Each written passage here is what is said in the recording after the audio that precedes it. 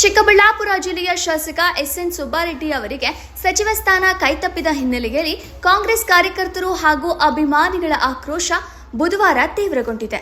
ಬಾಗೇಪಲ್ಲಿ, ಚೇಳೂರು ಹಾಗೂ ಗುಡಿಬಂಡೆ ತಾಲೂಕುಗಳು ಸಂಪೂರ್ಣ ಬಂದ್ ಆಗಿದ್ದು, ಸಾರ್ವಜನಿಕರು ಸ್ವಯಂ ಪ್ರೇರಿತರಾಗಿ ಬೆಂಬಲ ಸೂಚಿಸಿದರು.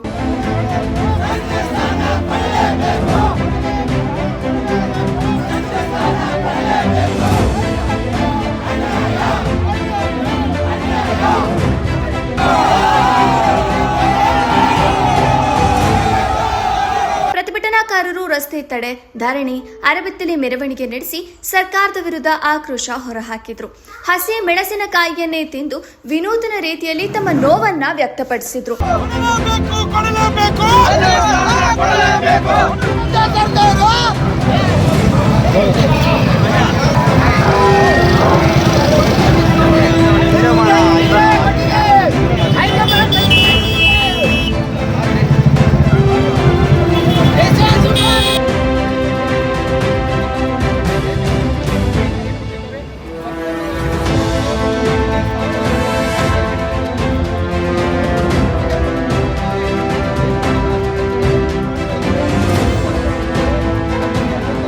ಸತತ 3 ಬಾರಿ ಗೆದ್ದರೂ ಸುಬ್ಬಾರೆಡ್ಡಿ ಅವರಿಗೆ ಸಚಿವ ಸ್ಥಾನ ನೀಡುತ್ತಿರುವುದನ್ನು ಖಂಡಿಸಿ ಬ್ಲಾಕ್ ಕಾಂಗ್ರೆಸ್ನ ಅಧ್ಯಕ್ಷರಾದ ನರೇಂದ್ರ, ಪ್ರಚಾರ ಸಮಿತಿ ಅಧ್ಯಕ್ಷರಾದ ಕೋಟಪ್ಪ ಹಾಗೂ ಮುಖಂಡರಾದ ಮಂಜುನಾಥ್ ರೆಡ್ಡಿ, ನರಸಿಂಹಪ್ಪ ತಮ್ಮ ಹುದ್ದೆಗಳಿಗೆ ರಾಜೀನಾಮೆ ನೀಡುವುದಾಗಿ ಘೋಷಿಸಿದರು.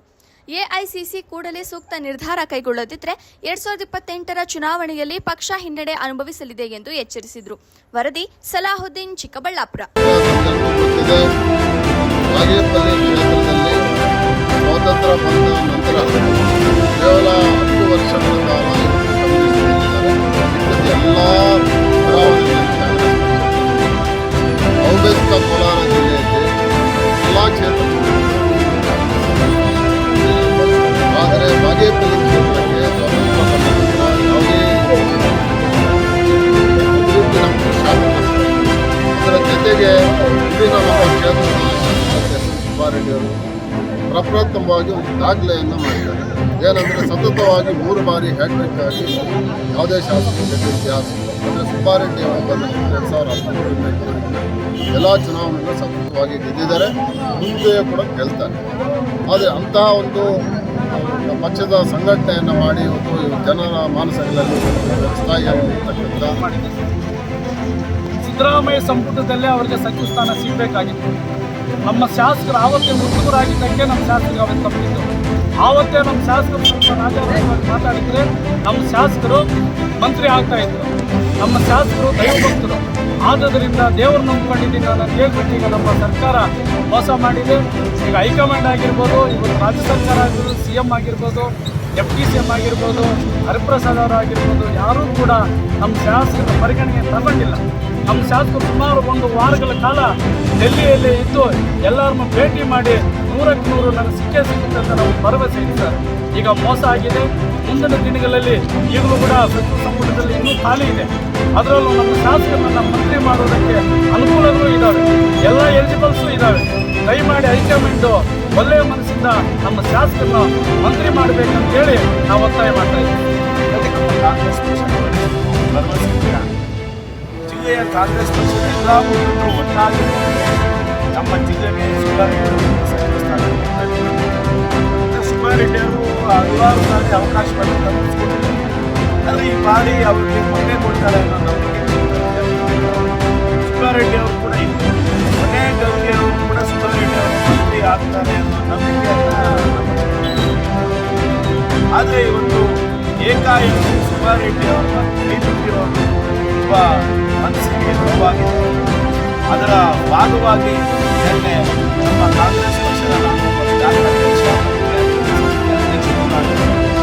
ನಮ್ಮ ಎಲ್ಲ ಕೂಡ ಸಾಮೂಹಿಕವಾಗಿ ನಾವು ರಾಜೀನಾಮೆ ಇದೇ ರೀತಿ ಏನಾದರೂ ನಮ್ಮ ವರಿಷ್ಠರು ಇದೇ ರೀತಿ ನಡ್ಕೊಂಡ್ರೆ, ಸುಬ್ಬಾರೆಡ್ಡಿ ಅವರನ್ನು ಏನಾದರೂ ಇದೇ ನಿರ್ಲಕ್ಷ್ಯ ಮಾಡಿದ್ರೆ ಮುಂದಿನ ದಿನಗಳಲ್ಲಿ ಚಿಕ್ಕಬಳ್ಳಾಪುರ ಜಿಲ್ಲೆಯಾದ್ಯಂತ ದೊಡ್ಡ ಮಟ್ಟದಲ್ಲಿ ಹೋರಾಟ ನಡೆಯುತ್ತದೆ. 2028ರ ವಿಧಾನಸಭಾ ಚುನಾವಣೆಯಲ್ಲಿ ಆ ಹೊಡೆತ ನಮ್ಮ ಕಾಂಗ್ರೆಸ್ ಪಕ್ಷಕ್ಕೆ ಬೀಳುತ್ತೆ ಅಂತ ಕೂಡ ಈ ಪ್ರತಿಭಟನೆ, ಈ ಧರಣಿ, ಈ ಬಂದು ಇವತ್ತೇ ಸಿ ಕಚೇರಿಗೆ ಮುತ್ತಿಗೆ ಹಾಕಬೇಕು.